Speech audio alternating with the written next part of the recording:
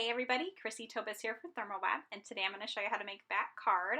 So I am using digital images from Gracielle Designs. So I'll be honest, I am not a huge digital image person. There's something so gratifying to me about stamping that image, but once I downloaded these designs from her website and I printed them out, which they were so easy to do, I was a believer. I cannot believe how simple and easy this was, and her images are so gorgeous that I think I might like some of these better than stamps. Can you believe it? I know that seems insane to say, but it's so true. Her images are just fabulous. And because I printed it out using a toner-based printer, check it out. I can put foil on it. So literally all I did was printed it. You can see I did put a little powder on there just to make sure that my lotion or like any oils for my hands didn't get on there. Dropped some foil on, stuck it in parchment paper, and ran it through my laminator. And then I have a foiled image, which I think is even cooler than an embossed image. So something to think about if you're on the fence about digital designs.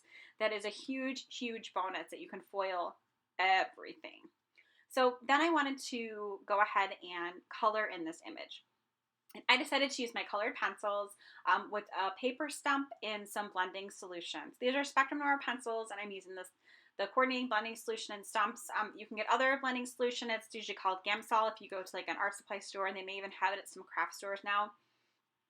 I really love the look of soft images with the foil, and because the foil is like around the edges here, I'm not just pairing it with a background or a sentiment or something. I think it just pops that much more. So basically what I do is I just put a little bit of color down, and then I use that blending solution. It kind of does the work for me. It reminds me almost of watercolors, how you kind of let the water do the work for you. That's kind of how this is. That blending solution and that paper stump, they really kind of just do the work for you, and it's really, really awesome. So you can just see I'm going in here, I'm just kind of coloring. I do like layer upon layer upon layer. So just wherever I think it's going to be dark is where I add the color in, and then I come in with the blending solution and I just kind of push it out into the lighter areas. And then what's nice is once you have that blending solution on there and the area is a little bit wet, if you come back in with the color pencil, it's really, really saturated in color. So you're going to get a really, really bright color from your color pencil. So just a couple hints there for you. So the next thing, because I also heat embossed with my foil, or I should laminator with my foil, the sentiment that's hot cocoa and mistletoe kisses. And so then I just went over it with ink. So I wanted to show you too that you can add ink on top of the foil when you're using the toner-based printing, and it doesn't come off. So that's kind of like a huge bonus too, because I love creating inked backgrounds. If you're familiar with the cards I make, you know I ink like all my backgrounds. So that was something I wanted to test, and I was so pleased with the way that it came out.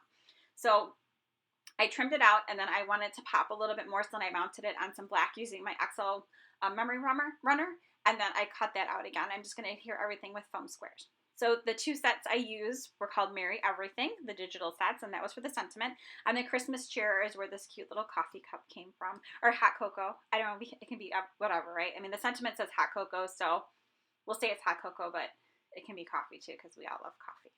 So then I just kind of finished it off, adding a little bit of sparkle with a clear sparkle marker, and I mounted everything using 3D foam squares. I wanted that sentiment to really pop out, so I used the 3D foam squares to kind of pop it and give it a little extra dimension, and that is the finished card. So it shimmers all over the place because of that foil, and then that little extra shimmer I added with the sparkle marker. So here's a few more shots of it. So I can't wait to see what you create. I want you to try this, try printing it out and adding foil on it with your laminator, and then tag us. I'm using hashtag Decofoil and hashtag Thermoweb. Have a great day.